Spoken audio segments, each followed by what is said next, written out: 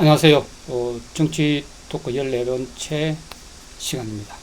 자, 오늘 제목은 중도를 찾아서입니다. 과연 중도가 있을까요?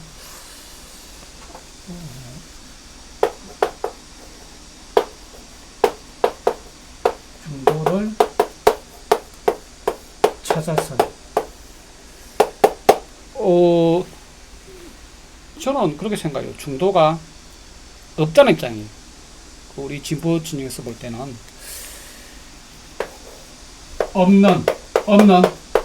없는 중도를 찾아서. 왜 이 시점에 왜 이런 얘기를 하느냐? 그저께 이재명 대표님이 우클릭은 미생이다 이런 말씀을 하셨단 말이에요. 그 교묘하게 연결을 시켜버리던데, 우클릭이 왜 미생이죠?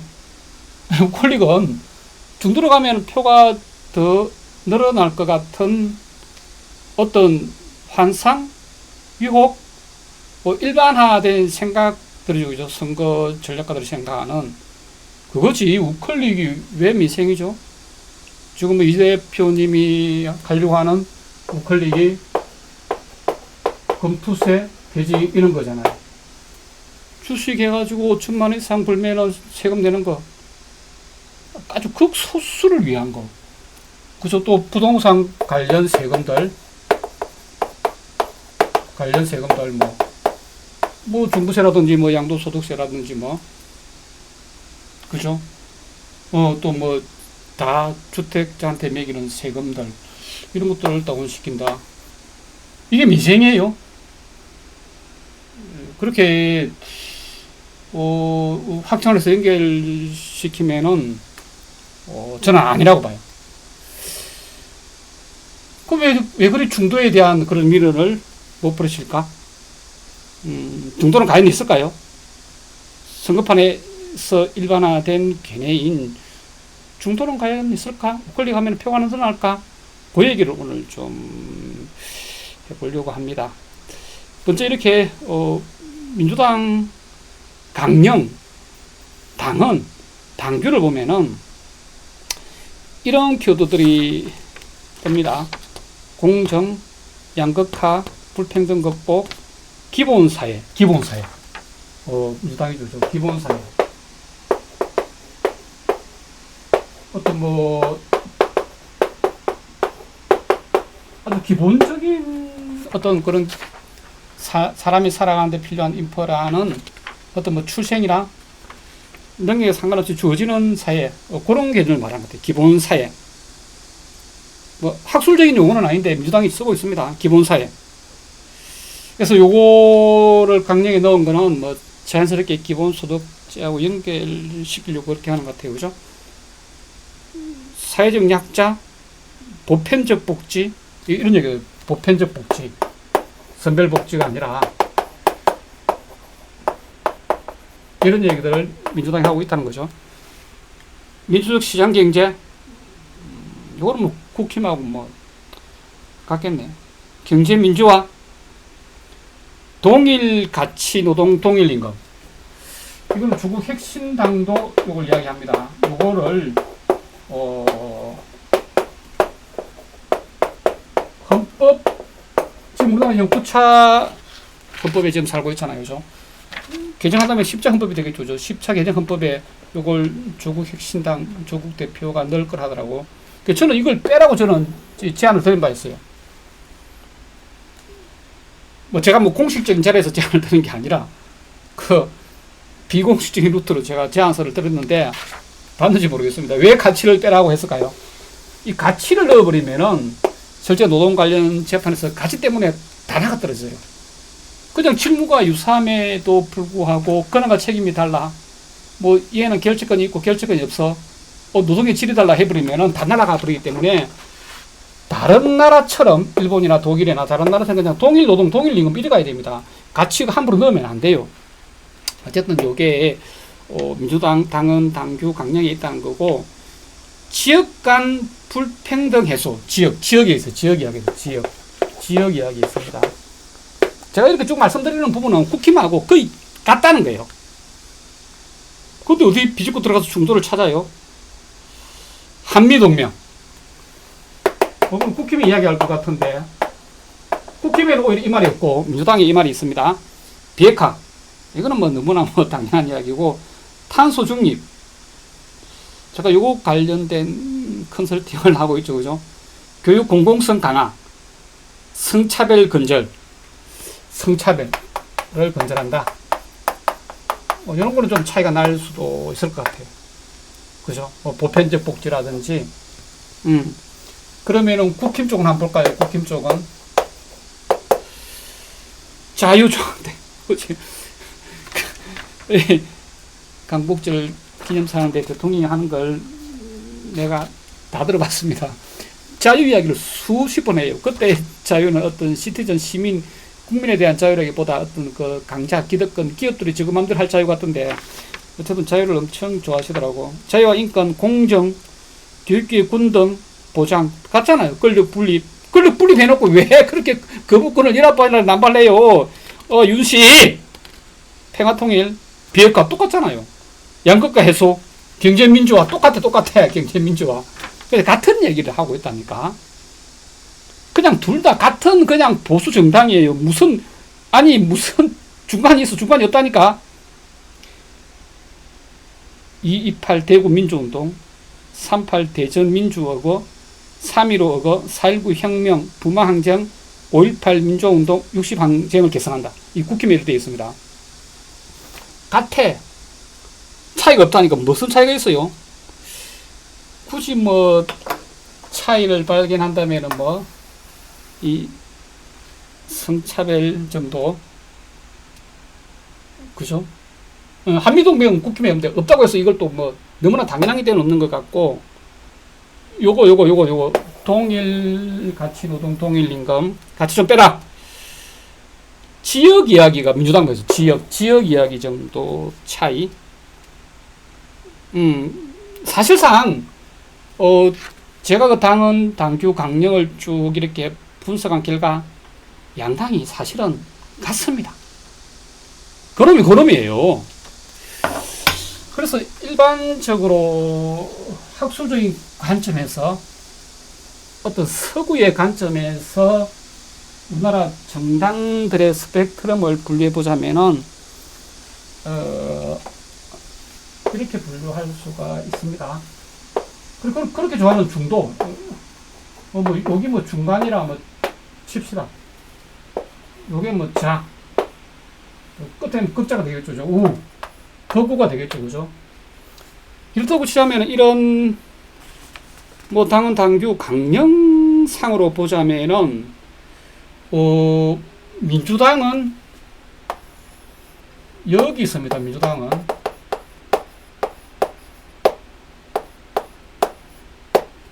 그죠?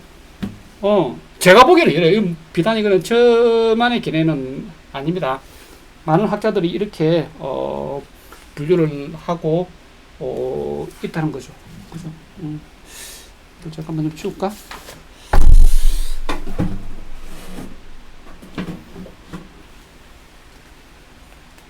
민주당 여기 있다는 거죠. 그러면은 지금 뭐 사라지고 없는 정당도 있지만은 분류의 편의상 사라진 정의당 이쯤 있다는 정의당, 또 헌법과 지침이라고 날라가 버린 통합진보당, 통진당 이런데 여기 있다는 거죠. 약간도 뭐 중도 좌파 정도가 뭐 우리나라에 뭐 옛날에 뭐 건민 대표의 뭐 사회당이라든지 녹색당이라든지 좀 되겠죠. 그죠? 사실상 이 좌파인 공산당 이런 거는 없죠. 그죠?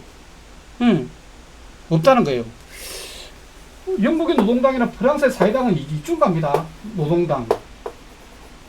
그죠? 프랑스의 사회당. 독일의 사민당. 그래 되겠죠. 그죠? 우리나라는 민주당이 여기 있는데, 그럼 국힘은 어디 치고 넣어야 돼요, 국힘은? 국힘 그 집단들은 분류가 안 돼. 튀어나가 버렸어, 이렇게. 여기 있다니, 여기, 국힘. 스펙트럼 분류가 안 될 정도이다. 굳이 분류하자면. 이 강령은 갖고 하면 둘이 똑같아요. 똑같은데, 그죠? 강령 갖고 하자면은 그냥 둘이 이렇게 뭐 똑같습니다. 똑같습니다. 그죠? 엄마, 얘를 국힘, 이 색깔이 구분이 되나요? 이게 지금 4K가 돼가지고 이 색깔이 구분이 잘 될지 모르겠네.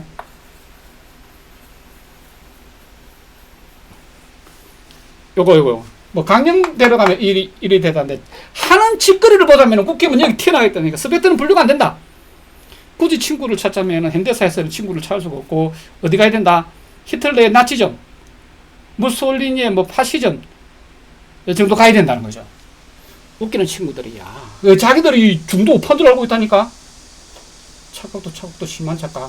자, 어쨌든 많이 양보해가지고 요리 있어, 요리 있는데 무슨 중도를 찾아.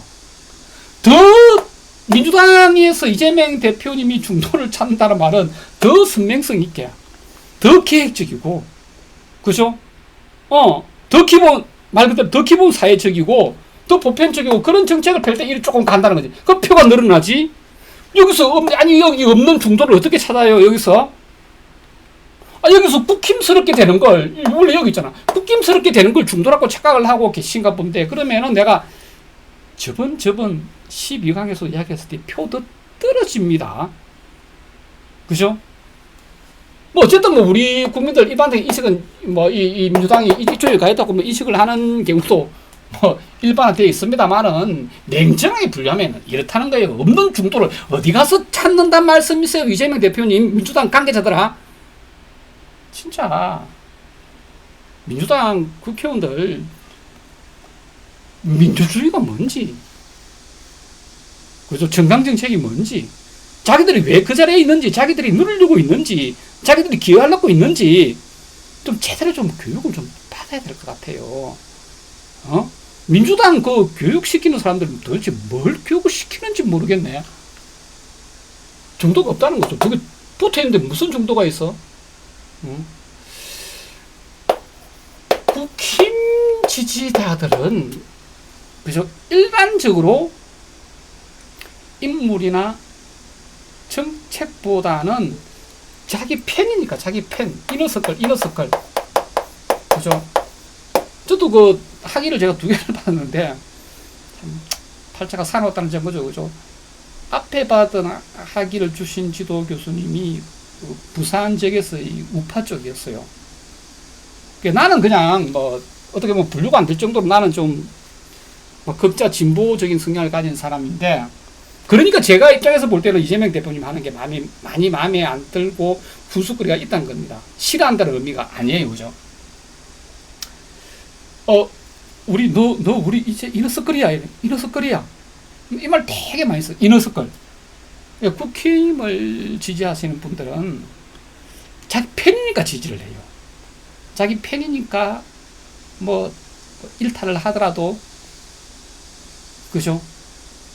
약간 좀 비리가 있더라도 그냥 우리 팬이니까 그냥 눈 쫙 감고 그냥 지지해주고, 그런 성향이 훨씬 강해요. 근데 민주당 쪽으로 오면은 사실 붙어 있기는 하지만은 그래도 국힘에 비해서는 그래도 뭐 정책, 인물, 그죠? 이런 걸 보고 지지자라는 경향성이 더 강하다는 거죠.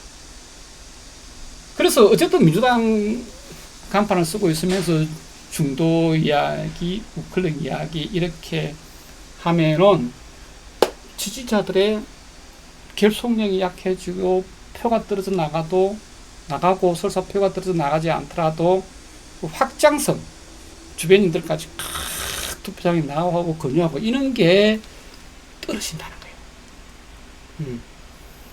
그래서 이재명 대표님 저번에 표 차이가 유지하고 0.7% 24만 7천 25만 표밖에 차이 안 났습니다. 지금 윤석열이가 그렇게 정치를 못하는 그 값어치가 25만 표도 안 될까요? 250만은 됩니다. 그냥 중도 이런 말씀 하지 마세요. 제발 그냥 크게 그냥 막 바다를 보고 그냥 묵묵히 꿋꿋이 그냥 달려버리세요. 그러면 무조건 대권은 당신께 된다는 거예요. 근데 왜 자꾸 전략 머리를 쓰려고 하세요?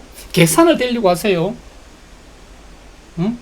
없는 중도를 왜 찾아 비집고 들어가야 된다고 생각을 하고 있는 거죠. 자, 이재명 대표님은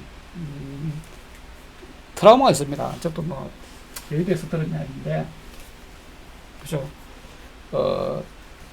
저번 3월 9일 총선 전에 그런 얘기를 했대요.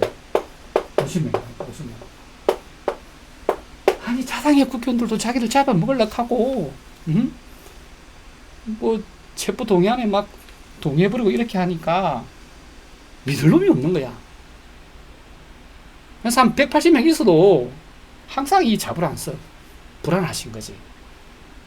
그래서 확실한 내 사람, 진짜 우리 이너스컬, 우리 팬 의원 50명만 있으면 어느 순간에도 흩어지지 않는 든든하겠다, 이런 말씀을 하신 적이 있다고 합니다. 그래서 뭐 그런 소망을 품을 수는 있는데, 그런 소망을 품기까지의 과정에서 어떤 트라우마가 생긴 게 아닐까.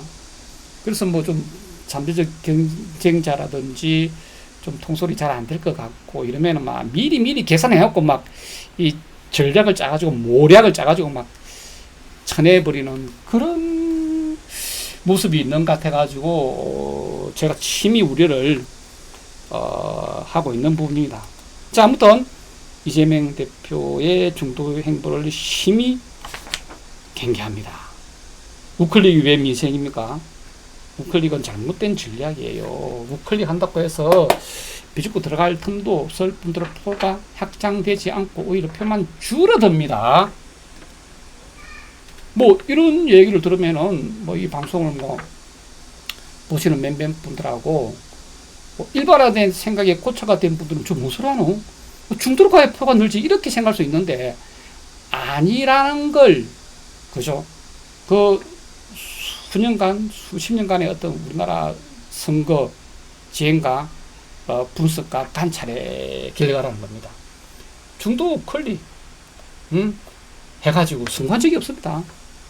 김대중 전 대통령의 동진 정책 실패했죠. 노무현 대통령의 대연정 제안 실패했죠.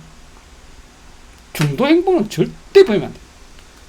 표도 안 늘어나고 지지자 떨어져 나가고, 그렇다는 겁니다.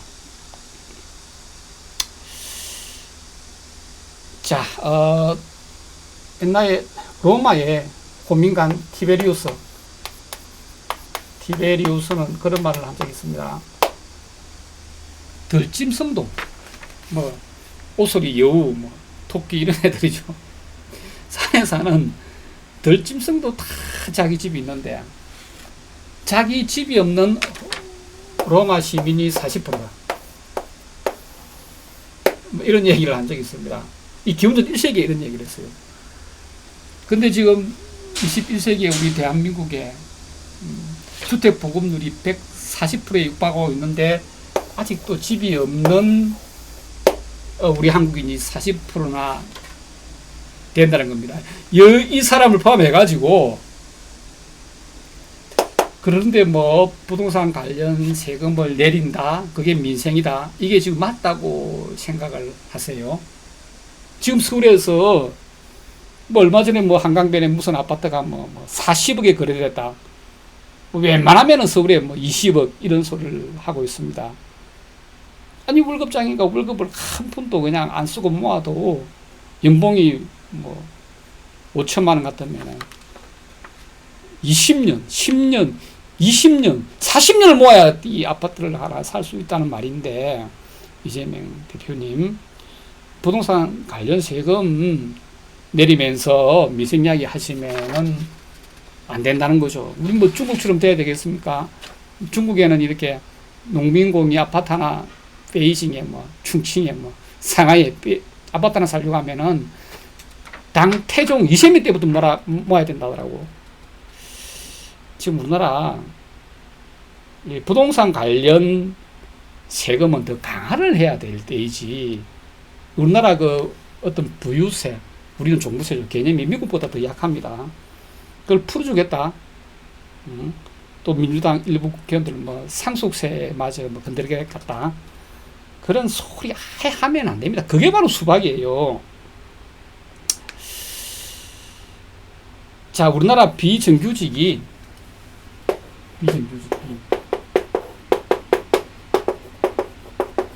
참 용어 자체가 되게 폭력적이죠. 그죠? 정규직이 아니다. 비정규직. 그 서구에서는 이런 말 잘 안 씁니다. 그냥 temporary work 아니면은 precarious work, 어떤 유연한 work 이리 말하지. 정규직에 딱 반대되는 행태.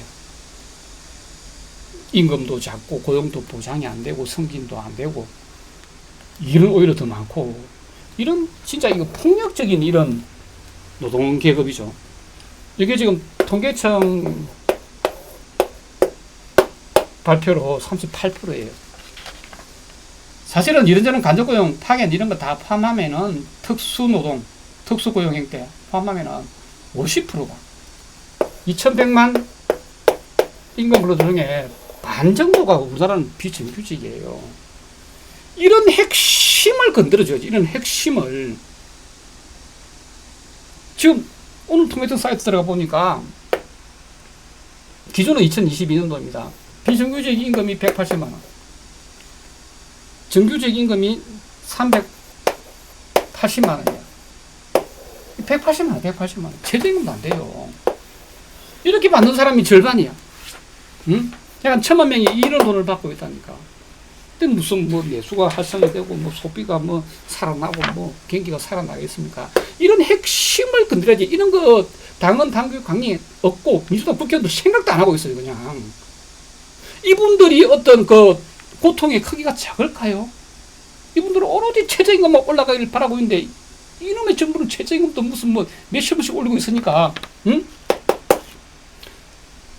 이분들의 고통의 크기가 작은 게 아니라, 경제적인 필요성이 적은 게 아니라 이분들의 스피커가 조직화 되어 있지 않아요. 그런데 훨씬 더 수가 적더라도 소상공인 뭐다 이런 사람들은 조직화 돼가 스피커가 크니까 목소리가 크게 들리는 거지. 소상공인들아,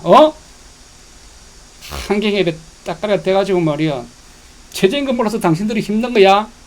월세가 너무 비싼 거잖아. 자, 이런 핵심적인 거, 나라의 발전의 근간을 잡고 있는,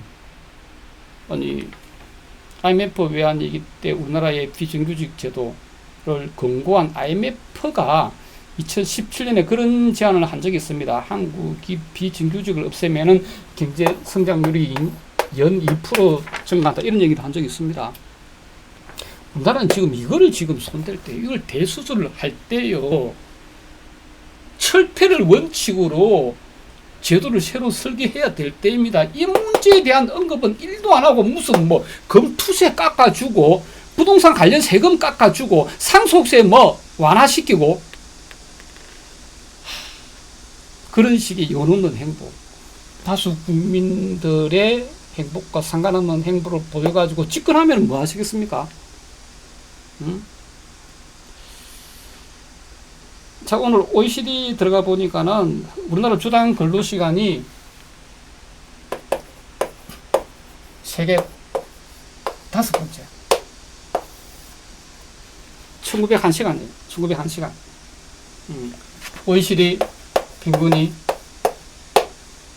1746시간. 독일이, 우리나라는 어떻게 나라 크기나 이런 걸로 볼 때 독일을 좀 지향점으로 특히 노동에 있어서는 삼아야 되지 않을까, 노동이사제라든지 그런 생각을 많이 해봅니다. 스웨덴 같은 경우는 우리가 이 모범으로 하기에는 사이즈가 너무 작아요. 근데 미국이라는 나라는 우리가 모범으로 삼기에는 너무나 그 이상적인 측면하고는 거리가 멉니다. 근데 무조건 미국만 이렇게 따라가려고 하고 있으니까 모든 게 다 다른데 1300시간, OECD 평균하고도 150시간 정도 차이가 나고, 독일하고는 약 한 600시간 정도의 차이가 난다는 거죠. 주 4일 근무가 일반화되어 있고 중간에 껴있는 점심시간을 유급으로 하지 않고서는 이 시간이 나올 수가 없습니다. 이런 노동시간 단축이라든지 이런 쪽으로 가야지 지금 한가하게 우클릭 행보만 해가지고 표만 더 끌어오면은 설사 이 사이에 공간이 있다 치더라도 이 민주당이 우클릭 행보를 보인다고 이 사람들이 민주당 찍지 않습니다. 이 사람들은 아까 제가 뭐랬죠? 자기 팬이니까 찍는다고. 자기 팬이니까 횡령을 하고 불륜을 하고 별짓 다 해도 찍는단 말이에요.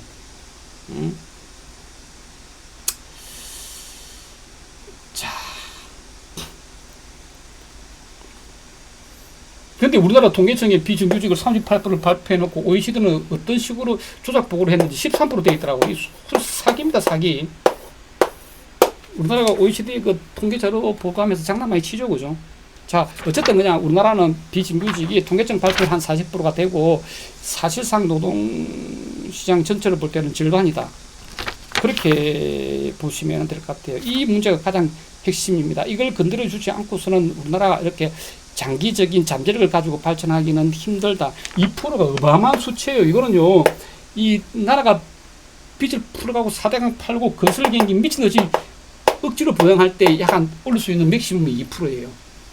근데 비정규직 제도만 철폐해버리면은, 물론 뭐 갑작스러운 철폐는 그 부작용이 있겠지만 그런 걸 잘 설계해가지고 결국 원칙을 철폐로 가야 됩니다. 하면은 2%가 성장한다고 IMF가 그렇게 권고를 했고, 사실상 그런 제도가 안착이 된다면은 시너지 효과가 있어가지고 2%, 3%, 4%까지 성장할 수 있다는 겁니다. 그 추가 성장률이 그렇다는 부분이죠. 자, 저는 민주당에 이렇게 외칩니다. 요 세 가지 원리를 보고 정책을 만들고 선거에 임하시라고. 아까 말한 동일 가치가 아니라 동일 노동, 동일 임금. 지급 원리를 근로기준법에 아직 안 들어있죠, 그죠? 근로기준법에 넣고 헌법에도 넣어야 돼요. 그래야 그 수많은 재판을 하면서 헌법에 있는 이 원칙을 근거로 같은 유사한 업무를 했는데 임금이 차이가 나네. 뭐 신분이 다르다고, 성별이 다르다고, 입사 진행이 다르다고, 그런 어떤 그 공정한 재판을 할 수 있는 어떤 그라운드를 만들어 줄 수 있다는 거죠. 여기다가 가치를 넣으면은 안 된다는 겁니다.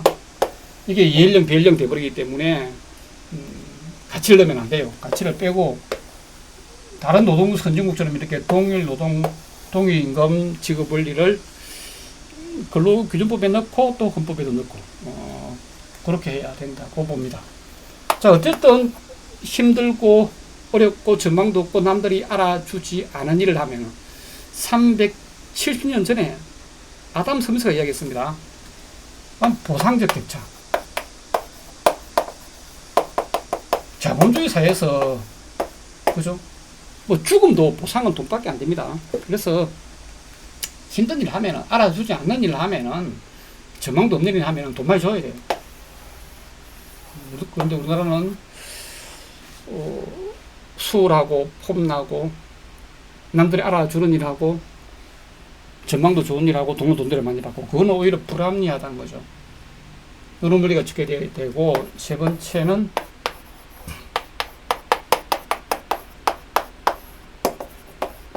대표성의 원리가 지켜질 수 있도록 국민의 대표인, 국민의 신분군인 국회를 구성하는 것. 정의로운의 존 롤슨은 무슨 얘기를 했습니까? 무지의 장막이라는 이야기를 했죠, 그죠? 국회에 선발돼서 들어가는 의원들은 들어가는 순간 자기 나이도 있고 출신 지역도 있고 학벌도 있고 성별도 있고 장애 유무도 있고 성적 지향도 있고 다 잊어야 된다. 몰라야 된다 이거예요. 그런데 국회의원들은 그걸 있습니까? 무죄의 장막은 이상적인 사항을 상정한 거고 다 하는 거야. 자기는 남성이고, 자기는 고학력이고, 자기는 강남에 살고, 자기는 돈이 많고, 자기는 부자고, 자기는 장애인이 아니고, 자기는 성적인 소수자가 아니고, 이걸 다 안단 말이에요. 그리고 자기한테 유리한 법안을 만들어 버린다는 거죠. 자기가 어릴 때부터 자라면서 매일 보던 사람이 고위공무원, 기업인들, 법조인들 이런 사람들이에요. 그러면 그런 기득권한테 유리한 법안을 발의하고 만들어 버린다는 거죠. 자기가 비록 표를 받을 때는 시장 가서 서민 코스프레 하고 어묵을 사 먹고 생선 봉다리를 들고 할지라도 국회 들어가서는 그냥 자기 출신한테 유리한 자기가 속한 어떤 내 집단에 유리한 법안을 만들어버리고 그런 법안에 찬성표를 던진다는 거죠. 참 이게 존론수가 이상적으로 말한 거지 이걸 구성하기가 쉽지가 않아요. 우리나라는 이렇게 국민들은 이렇습니다. 절반이 비정규직에다가 대부분 다 집도 없고 40% 집이 없으니까 가난하고 이랬는데 여기 밑에도 대부분 다 이래요. 그죠?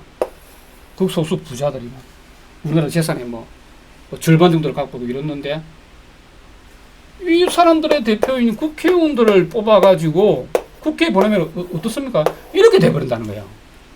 대부분 다 부자들이야. 대부분 다 서울 살고 남자들이고 그렇게 국민들 의사가 대변이 안 되는 거죠. 최대한 이게 비슷하게끔 만들어주는 방안.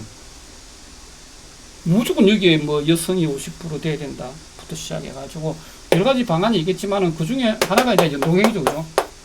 100% 연동형을 하려면은 국회의원 수를 한 450명 정도로 늘려야 됩니다.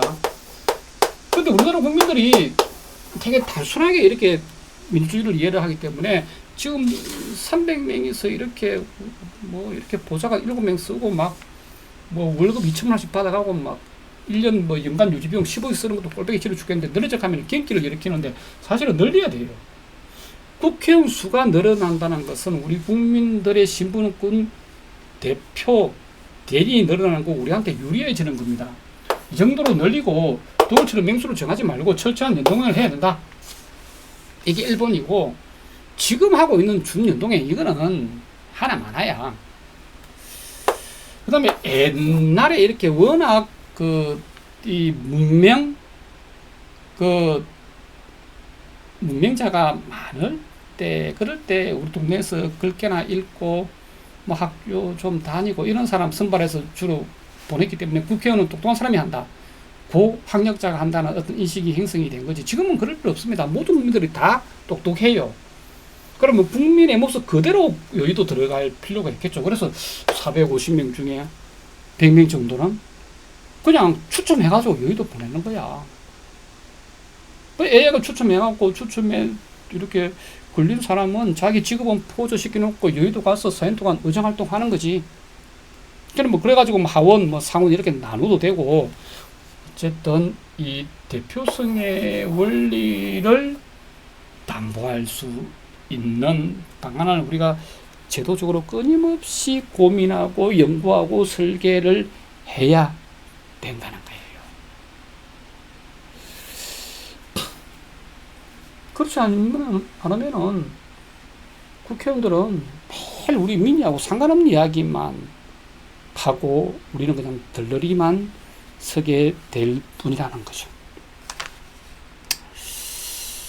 자, 이재명 대표님은 지금 너무나 지금 차기 대권에 어떤 유리한 위치에 올라타 있습니다. 제가 경계해 드리는 부분은 유일하게 이재명 대표님이 대통령이 못 될 수 있는 이유가 바로 원칙 없는, 영혼 없는 중도 행보, 우클릭 행보라는 겁니다. 제발 그것만 하지 마십시오. 지금 상대는 너무나 무능하고 지행은 우리한테 유리합니다. 1년에 그죠? 50만 정도의 나이 드신 유권자분들의 표가 사라지고 있습니다. 그 중에 상당수는 대부분 다 보수 지향적인 표예요. 또 야권에 또 마땅한 또 어떤 경쟁자도 없습니다. 뭐 여권에는 막강한 어떤 후보가 있어가지고 나오더라도 지금 안 돼요.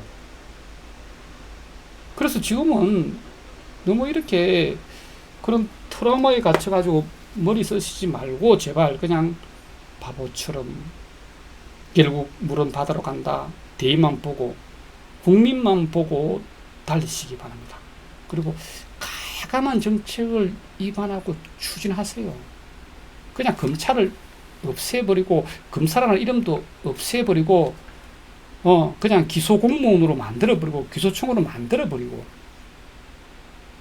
그렇게 하세요. 응? 묵묵히 국민만 보고 달리시면은 무조건 대권은 이 대표님의 것이 될 것입니다. 최근에 지금 서로 상충되는 말을 이 대표가 했더라고. 우클릭은 민생이다. 이거 말도 안 되는 소리인데, 그게 어떤 속마음이라면은, 이거 어떻게 보면은 겉마음이 아닐까 하는 우리가 드는데, 제발 이렇기를 바랍니다. 숲은 서로 우거질수록 좋다. 홀로 서 있는 고목은 번개 맞는다. 모래, 자갈, 물이 각기 있으면 의미가 없다. 뭉쳐야 단단한 콘크리트가 된다. 참 멋진 말이에요. 그냥 이런 미사유구를 쓸 때 속마음이 그렇지 않기 때문에 나의 경쟁자가 되거나 잠재적인 나한테 거슬리는 친구는 결코 내가 한 배 태울 수 없어. 이런 지금 내심의 행보를 하고 있기 때문에 이런 말을 해가지고 어떤 자기 심리를 보상받는 게 아니기를 제발 바랍니다. 근데 이재명 대표님이 사실상 계속 자기 사심을 드러내고 어떤 선거에 개입한다는 어떤 정황은 너무나 많죠. 국회의장 선거도 사실상 어떤 의도를 가지고 하신 것 같고, 저도 저번에 찍을 때 그 김병주 의원하고 정봉주 의원을 찍었는데 가장 시원하게 이렇게 저쪽을 질타하면서 또 국민들의 의사를 대변하지 않을까 이런 생각에서 찍었는데, 이재명 대표님이 또 김병주 의원한테 그런 말도 했다대요. 내 대표 선거도 없는다고 본인 선거를 못해서 잘못되면 어떡하나. 그래서 이재명 대표님은 최고위원 중에서도 자기가 데리고 가고 싶은 사람이 있고 좀 버거운 사람이 있고 막 그러는 것 같은데, 그런 다양성을 포용하지 못하는 대인배다운 모습을 보이지 못하는 그런 면에 대해서 아마 정봉주 전 의원이 아마 비판을 하려고 하다가 큰 실화를 한 게 아닌가 그런 생각이 듭니다. 근데 지금은 앞에서 듣기 좋은 소리만 골라서 하는 그런 김민석 위원 같은 사람이 진짜 위기 때 어떻게 행동할지는 그거는 두고 봐야 되겠죠. 그죠? 자, 어쨌든 잘못 가고 있거나 잘못 갈 낌새가 보이는 거는 잘못되었다고 이야기를 하는 사람이 있어야 됩니다. 잘못되기 전에 말하면 더 좋아요. 미리 이야기를 해야 됩니다. 근데 말이야, 문재인 보유국이다. 그 말 하면서 무슨 비판을 불어해. 무조건 성명이야. 무조건 문재인은 오라. 근데 하신 게 뭐 있습니까? 제 예전 영상에 있습니다.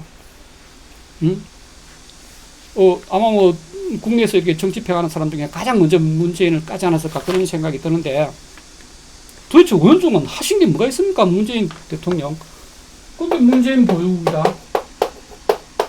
지금도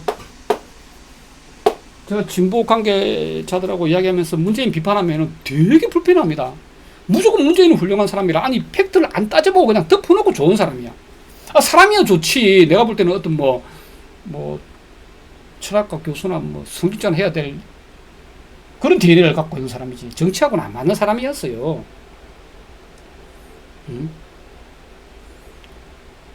아무것도 안 하는데 무조건 찬양한다고. 어떻게 되었습니까?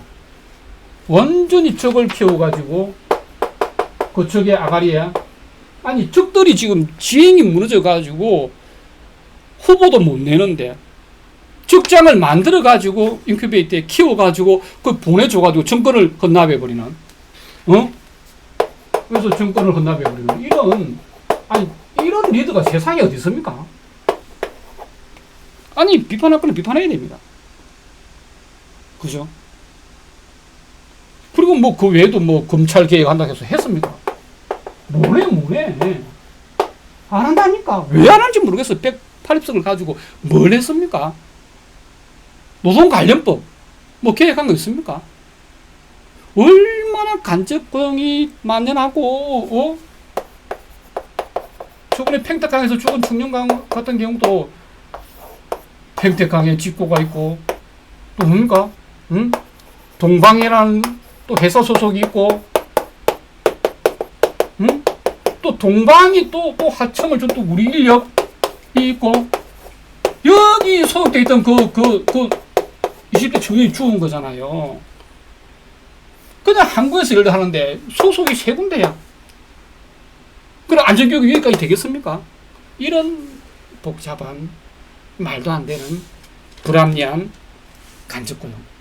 중간도 안 되는 단계는 페이퍼만 주고 이문을 가져가는, 이런 걸 건설을 해야 돼. 할 일이 얼마나 많아요. 진짜 대통령이 눈이 밝은 분이 있다면은 진짜 할 일 많습니다. 그 노량진 수산시장의 그 하역노조 문제부터 시작해가지고 그 농산물 공판장의 그 담합 업체들의 그 비리, 무슨 건설회사가 그 농산물 그 청가시장에 법인을 하고 있습니까? 진짜 유능한 리더가 되면 할 일이 엄청 많아요. 문재인 뭐 했습니까? 문재인 대통령. 아니, 실업급여 올린다고 공약해갖고 이건 어떻게 지키더라고. 공약 85%를 갖다가 부도낸 사람이 실업급여는 올렸어요. 올리는데 내 꼼수를 보고 내가 기가 차가지고, 실업급여 이렇게 월급이 뭐 한 달에 뭐 1,000만 원이라고 뭐 1,000만 원에 50% 뭐 500만 원 주고 이런 건 아닙니다. 캡을 씌운단 말이에요. 그죠? 위에다 상위 캡을 확 씌워버려요. 캡을 씌우는데 기존에 13만 2천 원이어서, 그래서 여기 13만 2천 원에 50%를 주니까 하루 일당 6만 6천 원이에요. 그래서 이걸 곱하기 30을 하면은 한 달에 얼마 준다? 198만 원까지 월급이 센 사람은 실업급여를 탈 수가 있었죠. 그죠? 그런데 문재인 대통령 공약이 이걸 60% 오른다 했습니다. OECD는 보통 70%, 80% 이래요. 근데 OECD 이제 우리가 이제 보고서 내기 전문용어 쪽팔렸겠지. 60% 올린다. 그럼 공약 지켜야지. 지켰어. 올렸어. 근데 이걸 다운시켰어. 이거 얼마나 비겁합니까? 문재인 대통령님 이거 아세요? 아마 모를 거야 아마. 당신 밑에 공무원들이 당신 눈과 귀를 가리고 이따위로 일하고 있었다니까요. 이걸 얼마나 내려서 사상 처음으로 이걸 내렸어요. 계속 이게 8만원, 9만 8천이 올라가던 게 사상 처음으로 문재인 집권 밑에 내렸다니까요. 이걸 캡을 11만으로 내려버리고 60% 했대. 그럼 두 개 곱하면 얼마야? 똑같은 6만 6천 원이야. 똑같다니까. 물론 뭐 하이층은 약간 올라간 게 있겠지만, 이따위로 노동 쪽에서도 전혀 한게 없고, 적을 키워서 정권을 헌납했고, 검찰 개혁도 못 했고, 비정부질 또 늘렸잖아. 통계 방식을 약간 변화시키는 게 있지만, 문재인 집권기 초기에 650만 명에서 800만 으로 늘려버렸어요. 지금 이제 806만 명이 되어 있습니다. 통계청 데이터가 그렇고, 실제로는 1000만이 넘는다. 그래서, 자, 다시 오늘의 주제를 돌아와가지고, 마무리를 하도록 하겠습니다. 제발 민주당 관계자들 없는 중도를 찾지 마세요. 중도 행보는 표의 확장성이 아니라 망하는 지름길이에요. 민주당 입장에서 안 그래도 우파적인 정당이 중도 행보를 보인다는 말은 국민 대다수의 필요와 염원하고 반대로 간다는 말입니다. 자, 오늘은 여기까지 하겠습니다. 수고들 하셨습니다.